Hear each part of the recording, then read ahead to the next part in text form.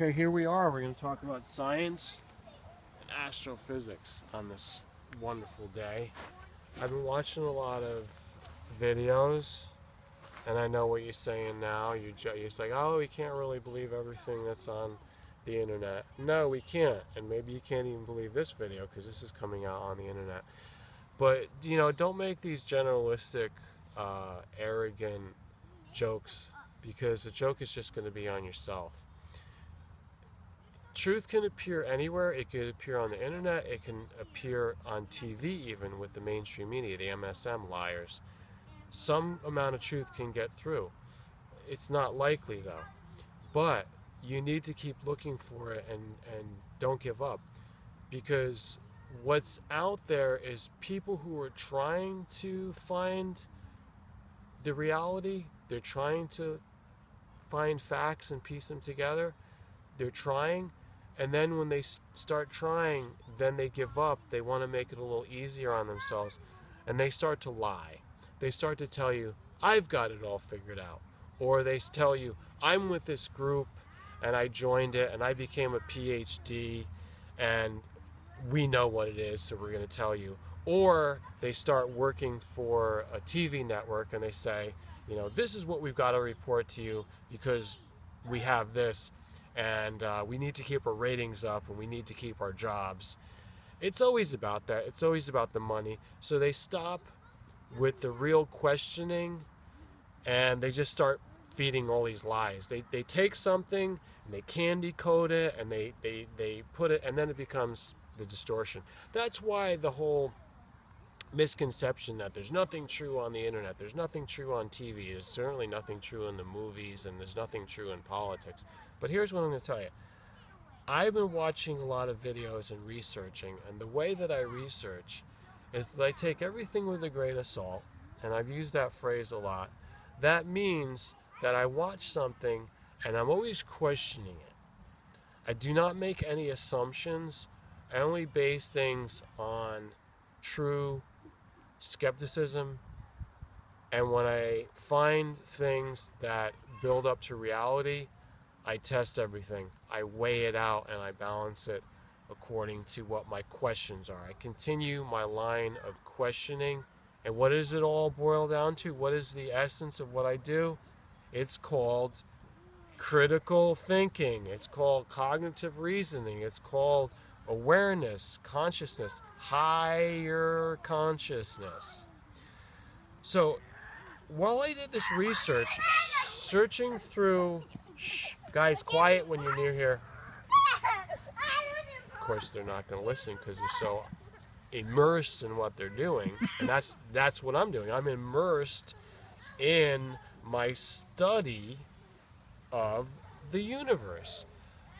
You know that I did the flat earth theme for the past month and a half. You know that because if you look at the videos, and a lot of people I think were surprised because there's, oh, that's not important. Oh, there's more crucial things, you know, something of, you know, that we need to deal with, like nuclear war or nuclear radiation or whatever it might be. Yes, that's true. But to me, everything ties together.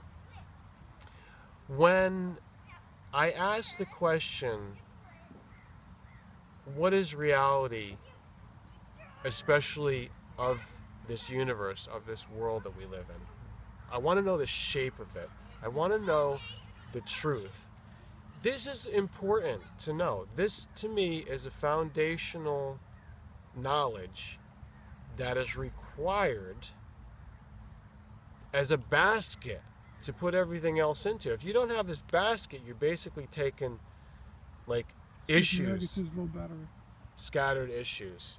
You're basically looking at scattered issues of everything else, and there's no framework to put it in. There's no umbrella. I said basket, I said umbrella.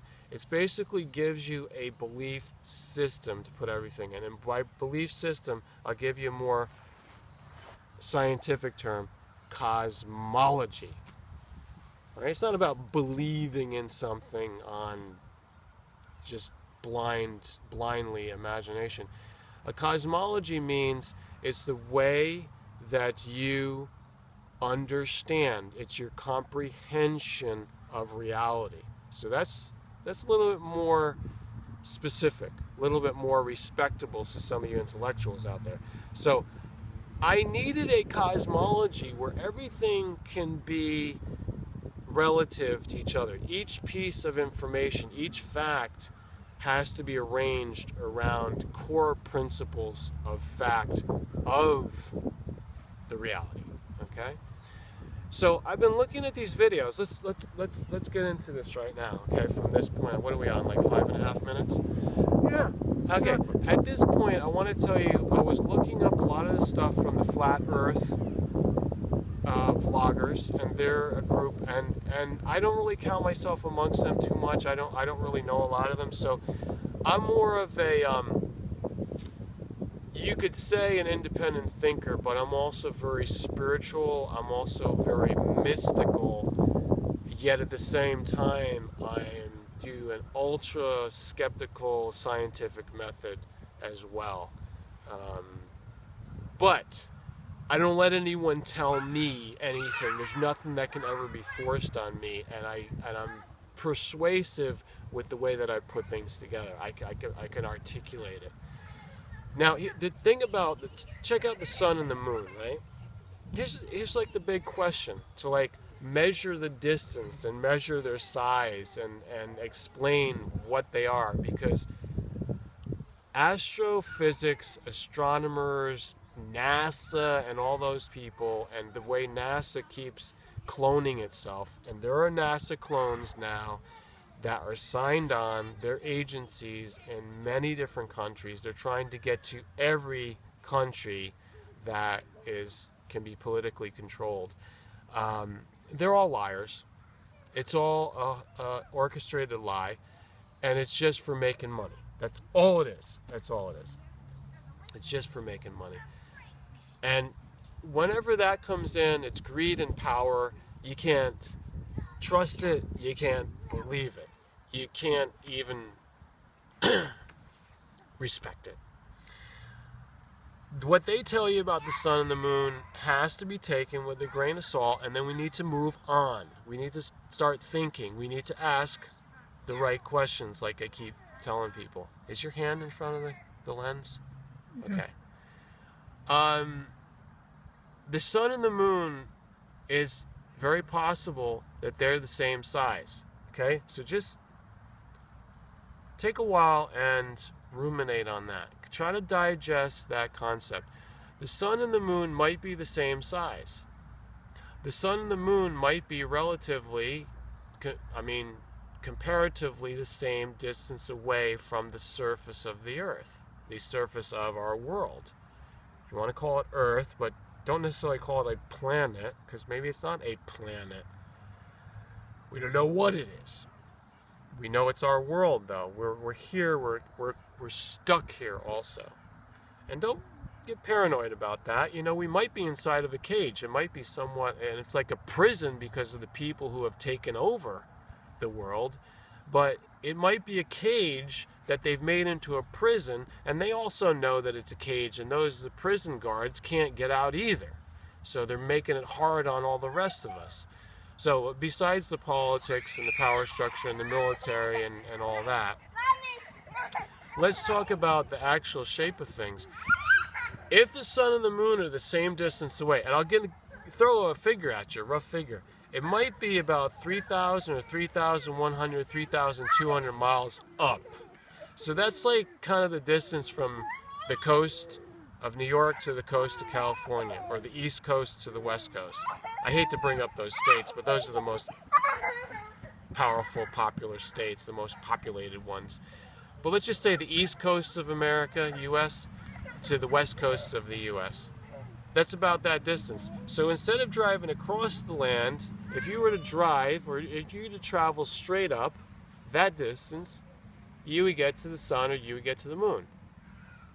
But here's the other thing. You can't go that high. Try this concept on. You gotta ruminate on this. Try to digest this.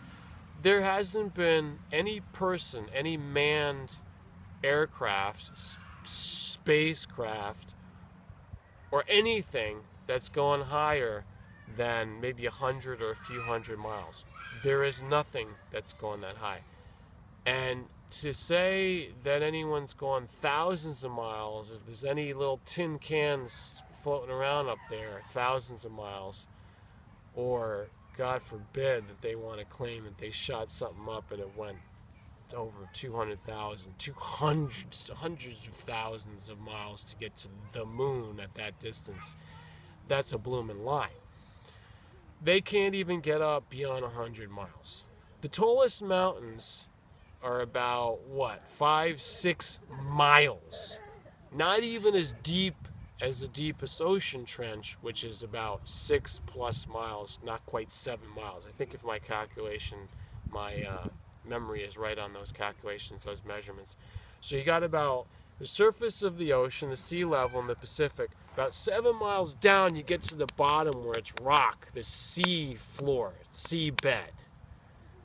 Or you can go upwards from sea level and measure the tops of the mountains. It's not even more than 6 miles. Under 7 miles. So you multiply 7 times 10. So if you stacked up 10 of the tallest mountains, which is, that's a huge amount of rock. That's tonnage. That's millions of tonnage. You stacked them up 10 high, you'd eventually get to the height that you can't go beyond. And here's what that is. It's contained in the biblical scripture from the Jews and whoever they got their information from. There was more ancient information. This is called the firmament. Firmament is a term that is translated from the Hebrew. There's a Hebrew word, and then the Hebrews probably got it from someone else because they were not the earliest. And we know that because Adam, that they even talk about, was not a Hebrew. The first Hebrew was Abraham. Abraham came some thousands of years after Adam. You got to realize that.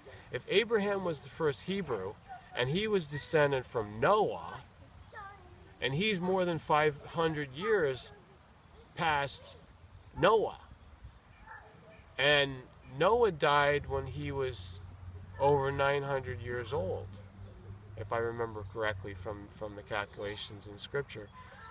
And he was born over 1,000 years before Abraham, if I remember correctly. Or wait a second, Abraham was born at the end of Noah's life.